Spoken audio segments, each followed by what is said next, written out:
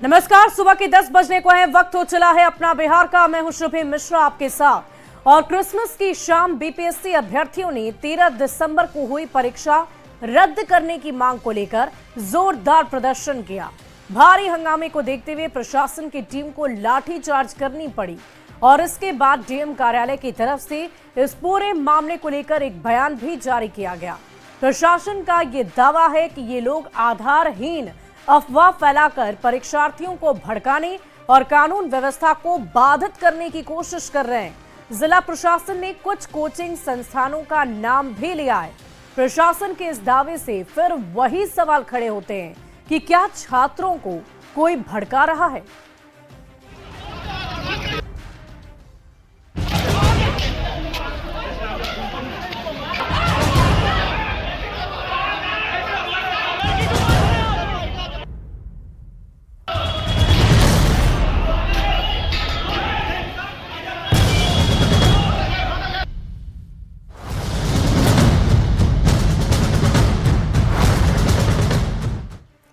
और कल पटना में बीपीएससी ऑफिस का घेराव करने पहुंचे अभ्यर्थियों पर पुलिस ने लाठियां बरसाई।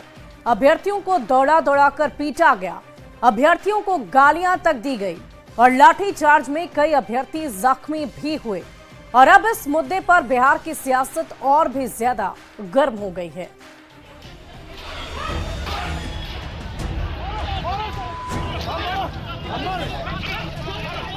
इन तस्वीरों को देखिए।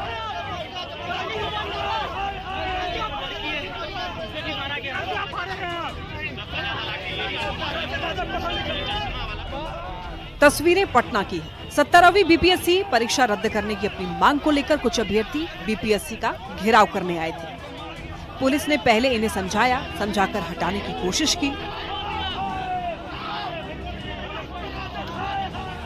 लेकिन ये जाने को तैयार नहीं थे। जब छात्र नहीं माने तो पुलिस ने लाठीचार्ज किया, अभ्यर्थियों को दौड़ा दौड़ाकर पीटा। लाठीचार्ज में कई अभ्यर्थी घायल भी हुए।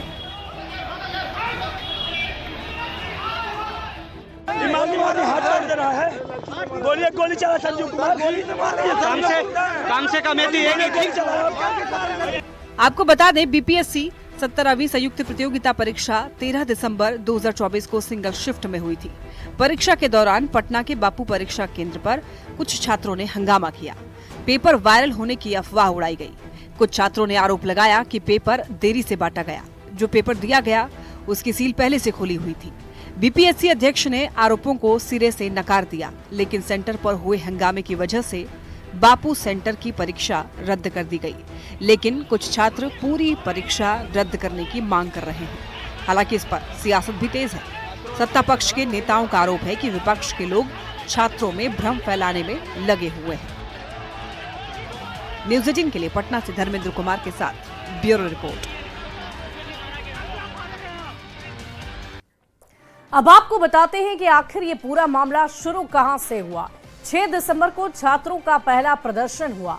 नॉर्मलाइजेशन के विरोध में छात्र सड़क पर उतरे और छात्रों के समर्थन में कोचिंग संचालक भी सड़कों पर आ उतरे। 6 दिसंबर को ही बीपीएससी का नोटिस भी जारी हुआ और नोटिस में नॉर्मलाइजेशन को एकमात्र अफवाह बताया गया। बीपीएससी की तरफ से ये बताया गया कि नॉर्मलाइजेशन जैसी कोई चीज है ही नहीं इस परीक्षा में। बावजूद इसके छात्र क्यों सड़कों पर आ उतरे, क्यों उनकी तरफ से बार बार विरोध प्रदर्शन किया गया। और फिर 13 दिसंबर को बीपीएससी पीटी की परीक्षा हुई, यानी कि प्रीलिम्स टेस्ट, और 911 केंद्रों पर शांतिपूर्ण ढंग से इस परीक्षा को संपन्न भी कराया गया। केवल एक सेंटर, अगर आपको याद हो तो पटना के बापू हॉल में जमकर हंगामा हुआ।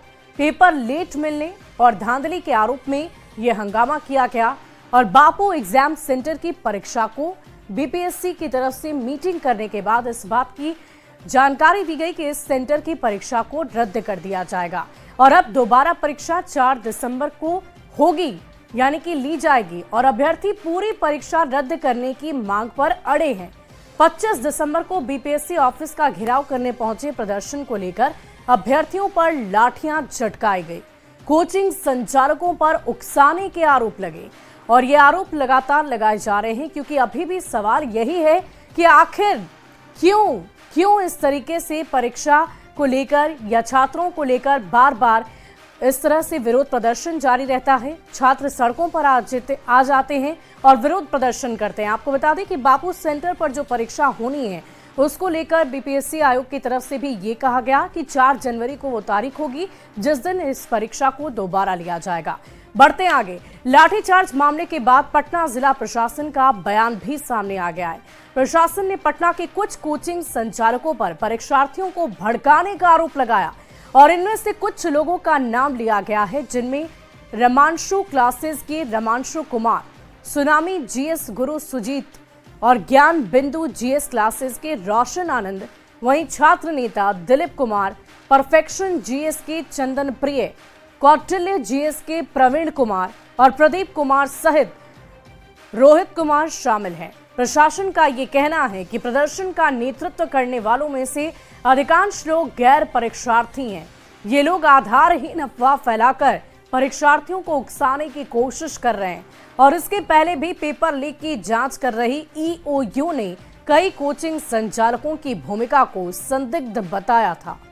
कुछ शिक्षकों के द्वारा प्रत्यक्ष एवं अप्रत्यक्ष रूप से उन सभी विद्यार्थियों को उकसाया जा रहा है। इसके अलावा सोशल मीडिया हैंडल जैसे BPSC network, study for civil services, civil Adda, UPSC civil service examination एवं अन्य सोशल मीडिया हैंडल के द्वारा भी विद्यार्थियों को लगातार दिग्भ्रमित करने एवं उकसाने हेतु सोशल मीडिया पे कई प्रकार के पोस्ट किए जा रहे हैं। सभी अभ्यर्थियों को उकसाने, भड़काने तथा अस्पताल में तोड़फोड़ करने वाले संबंधित अभ्यर्थियों, शिक्षकों एवं सोशल मीडिया हैंडल के धारक और उपभोगकर्ताओं के विरुद्ध गर्दनीबाग थाना में प्राथमिकी दर्ज कराई गई है तथा उन सभी के विरुद्ध विधि सम्मत कार्रवाई हेतु नोटिस भेजी जा रही है।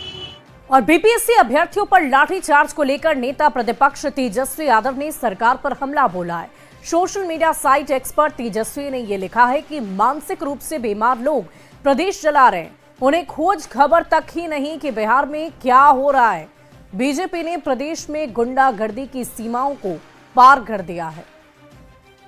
और इसी बीच बीपीएससी अभ्यर्थियों पर लाठीचार्ज पर तेजस्वी यादव के पोस्ट से अब बयानबाजी का दौर भी शुरू हो गया है। एनडीए ने आरजेडी और तेजस्वी यादव पर छात्रों को भड़काने का आरोप लगाया, तो वहीं महागठबंधन ने मांग को जायज ठहराते हुए कहा कि सरकार छात्रों पर अत्याचार कर रही है। राजद नेता तेजस्वी यादव को इन सब मुद्दों से कभी वास्ता पड़ा ही नहीं, तो वे क्या जाने छात्रों की पीड़ा है। बस उनके असंतोष को भुलाने में लग जाते हैं, भड़काने की कोशिश करते हैं। उनके सहयोगी कांग्रेस के लोग इससे दूरी बनाकर रखते हैं। इसलिए छात्रों के बीच असंतोष की चिंगारी सुलगाने की राजद की मंशा कभी पूरी नहीं होने वाली। मैं तमाम बीपीएससी अभ्यर्थियों से अपील करता हूं कि आप एकदम भयमुक्त होकर परीक्षा दीजिए। आपके साथ अन्याय नहीं होगा और जो लोग आप लोगों के बीच भ्रम फैला रहे हैं, ऐसे लोग से दूर रहिए। जो लोग भ्रम फैला रहे हैं, उनके माताजी और पिताजी जब बिहार के मुख्यमंत्री थे तो उनके शासन काल में बीपीएससी के अध्यक्ष जेल जाते थे। अपनी मांग को लेकर अगर छात्र बीपीएससी के अभ्यर्थी सड़कों पर हैं, सरकार से गुहार लगा रहे हैं, तो उनको बर्बरतापूर्ण तरीके से लाठियों से पीटा जा रहा है, थप्पड़ मारा जा रहा है। आखिर यह सरकार संवेदनहीनता की प्रकाष्ठा पार कर चुकी है और जब सरकार इस तरह की कार्रवाई कर रही है तो सरकार में बैठे लोग दलील दे रहे हैं कि छात्रों को भड़काया जा रहा है। अब जरा बताइए ना, किसी भी वजह से कुछ छात्र अगर वंचित रह गए हों तो उनके साथ दुश्मनागत रवैया क्यों है भाई? कांग्रेस पार्टी सरकार से यह मांग करती है कि जो भी वंचित छात्र बचे रह गए हों, चाहे वो किसी भी तकनीकी पहलू की वजह से बचे रह गए, उन्हें समान अवसर प्रदान हो और उनके भी भविष्य का निर्धारण करने की स्थिति में सरकार रहे। यह सरकार से कांग्रेस पार्टी मांग करती है। यदि सच बात, यदि क्वेश्चन लीक हुआ है तो बच्चे सही बैठे हुए हैं, यदि नहीं हुआ है तो बच्चे को भड़काया जा रहा है यहाँ पे। तो मेरा मानना है कि इसको जांच किया जाए और मेरा मानना है कि लड़के को भड़काएगा कौन? भड़काया नहीं जाता है। बच्चे खुद के लिए, अपनी जिम्मेदारी के लिए, अपना हर चीज पाने के लिए वो लड़ाई लड़ रहे हैं। यदि आप जांच कीजिए, यदि बीपीएससी का क्वेश्चन सच में लीक हुआ है और ऐसा लगता है तो आप बच्चे को बोलिए, समझाइए उसको। और सत्ता पक्ष और विपक्ष की बातों को आपने सुना, उनकी प्रतिक्रियाओं को सुना। साथ ही साथ कोचिंग संचालक ने यह कहा कि इस पूरे मामले को लेकर जांच पड़ताल सघनता से की जानी चाहिए। और देखिए, इस पूरी खबर के अधिक जानकारी के साथ न्यूज़ 18 संवाददाता पटना से हमारे साथ अमित कुमार इस वक्त लाइव जुड़ चुके हैं। अमित, क्या कुछ जानकारी है? छात्रों को जिस कदर कल फिर पीटा गया, फिर उनकी तरफ से विरोध प्रदर्शन किया गया, इस पूरे मामले को लेकर अभी पुलिस की तरफ से क्या आगे कार्रवाई की जा रही है? क्या आयोग की तरफ से भी किसी तरह की कोई जानकारी इस पूरी विषय को लेकर?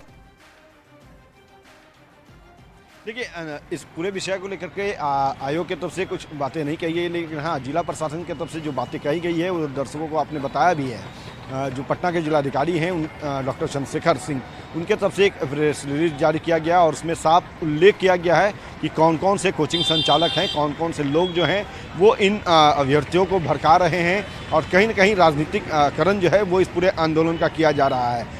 तो इसके बाद जो है जो पॉलिटिकल पार्टियां हैं वो और आक्रोशित हुई हैं और जो आंदोलनरत जो छात्र हैं, अभ्यर्थी हैं, वो हालांकि अभी भी यहाँ धरना स्थल पर बैठे हैं। देखिए, यहाँ पे इनका जो आमरण अनशन है वो 18 दिसंबर से शुरू हुआ है और अभी भी लगातार ये चल रहा है। प्रोटेस्ट नहीं, व्यवधान नहीं, विवाद नहीं, रिक्वेस्ट, समाधान और संवाद करना चाहते हैं। ये चाहते हैं, जो अभ्यर्थी यहाँ बैठे हैं आमरण अनशन पे, ये चाहते हैं कि इनकी बातों को सुना जाए, इनकी बातों पर विचार किया जाए, इनकी बातों को लेकर के कोई भ्रम ना आगे फैलाया जाए। तो ये चाहते हैं इस तरह से, लेकिन जो बीपीएससी है वो इनसे संवाद नहीं कर रही है। कल भी ये लोग गए थे, वहाँ जाकर के अपनी बातों को रखना चाहते थे, लेकिन बीपीएससी इनकी बातों को नहीं सुना।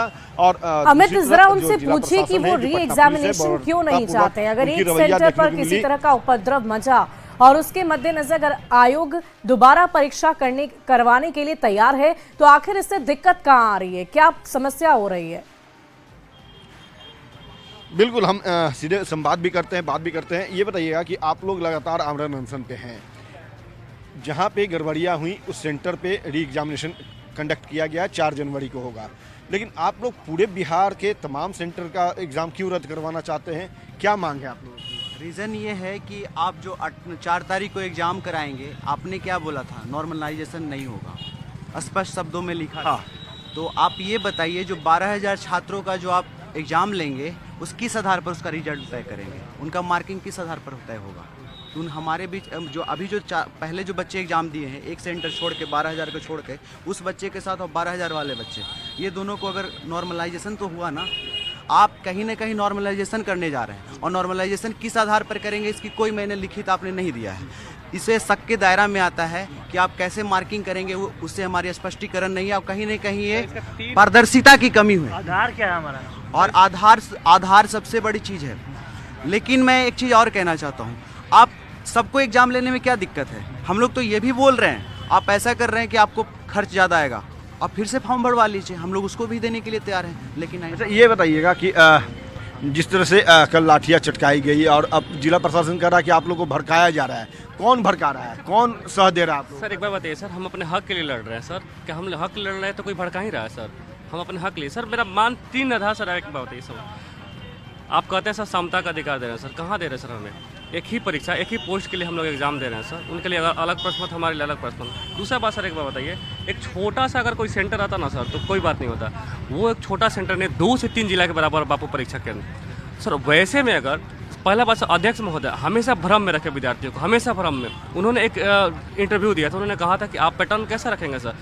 उन्होंने कहा था कि मेरा जो प्रश्न पूछने का आधार होगा पिछला होगा, यानी कि 69th होगा। और उन्होंने कहा था कि 45 से 50% यूपीएससी पैटर्न पूछेंगे। चलिए ठीक है, प्रश्न पत्र बहुत आसान पूछे, ग्रुप डी टाइप, इससे परेशानी नहीं है, क्योंकि सबके लिए पूछे, परेशानी नहीं है। अब जो आप बापू परीक्षा केंद्र का अलग प्रश्न पूछेंगे, आप किस आधार पर पूछेंगे? अगर सेम आधार रखेंगे तब तो उनको पता चल गया सर पैटर्न। हमें यूपीएससी बोल के आप तैयारी कर रहे हैं, उनको तो पता चल गया, पतला सा गाइड पढ़ के। आप लोग इसलिए ज़्यादा आक्रोशित है कि पैटर्न पता चल गया, आराम से वो क्वालिफाई कर जाएंगे, आप लोग पिछड़ जाएंगे? हाँ बिल्कुल सर, इस बात का। और सर और भी बहुत जगह कुछ डिटेल है हमारे पास, अगर शायद अभी हम दे देंगे आपको। एक बात और बताइए, आप लोग संवाद करने जाते हैं, लाठियाँ चटकाई जाती है आपके ऊपर, क्या आप लोगों ने कभी मुख्यमंत्री को मेल किया या उन तक अपनी बातों को, पत्राचार तो अलग चीज़ है, मेल कर करके सीएमओ को आपने जानकारी दी और बीपीएससी से भी लगातार आप संवाद करते रहे, जैसा आपके साथी ने कहा कि मिसगाइड किया गया, आपको भ्रमित किया गया है, मुख्यमंत्री क्या जवाब आया? अभी तक उधर से कोई बात नहीं आई। बस यही हो रहा है कि किसी कोई एक माननीय शायद उप मुख्यमंत्री विजय चौधरी ने उन्होंने बोला कि सबूत दो तो मैं एग्ज़ाम कैंसिल कर दूंगा। छात्र एग्ज़ाम भी दें, छात्र उसको उजागर भी करें और उसका सबूत भी वही दें, सब चीज़ वही छात्र ही कर लेंगे तो फिर आप किस लिए हैं। उसके बाद कल वहाँ पे जब विरोध हुआ वहाँ पे, उसके बाद उनका बयान आता है कि आयोग एक स्वतंत्र इकाई है और उसका निर्णय वो खुद करेगी। इस तरह का दोहरा रवैया लेकिन अमित जरा इनसे पूछिए कि उस परीक्षा भवन में इनमें से ही कुछ अभ्यर्थी थे जिन्होंने उपद्रव मचाया और उन्हीं के उपद्रव की वजह से इस परीक्षा को कैंसिल करना पड़ा और दोबारा परीक्षा ली जाने की बात कही गई। तो क्या इन्हें नहीं लगता कि उन उपद्रवियों की पहचान करके उनके ऊपर कार्रवाई की जाए और जो परीक्षा दोबारा ली जा रही है उस परीक्षा को लिया जाए और यहाँ पर अनशन पर बैठने से बेहतर होगा कि वो इस अपनी परीक्षा की तैयारी पूरी कर सके।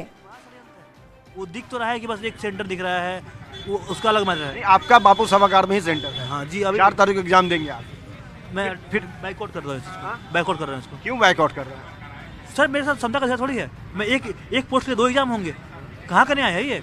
आपके साथी कह रहे हैं कि अब तो पैटर्न पता चल गया, आराम से आप क्वालिफाई कर लेंगे। आप कह रहे हैं कि गलत होगा, एक एग्जाम के लिए 2 आधार क्यों होगा? तो आप लोग आपस में ही तो यहाँ भ्रम की स्थिति बना। बिल्कुल वाकई अमित देखने वाली बात होगी कि ये परीक्षार्थी कब तक ये अभ्यर्थी अनशन पर बैठे रहते हैं और परीक्षा की तैयारी क्यों नहीं कर रहे, ये भी एक बड़ा सवाल है। क्योंकि इस तरीके से अनशन पर बैठने से या प्रदर्शन करने से या उपद्रव मचाने से परीक्षा बेहतर नहीं होगी। अच्छा होगा कि वो अपनी परीक्षा की तैयारी करें क्योंकि आयोग इसके लिए पूरी तरह तैयार है। बहुत बहुत शुक्रिया आपका हमारे साथ जुड़ने के लिए और तमाम बातचीत के लिए। और बढ़ते आगे अगली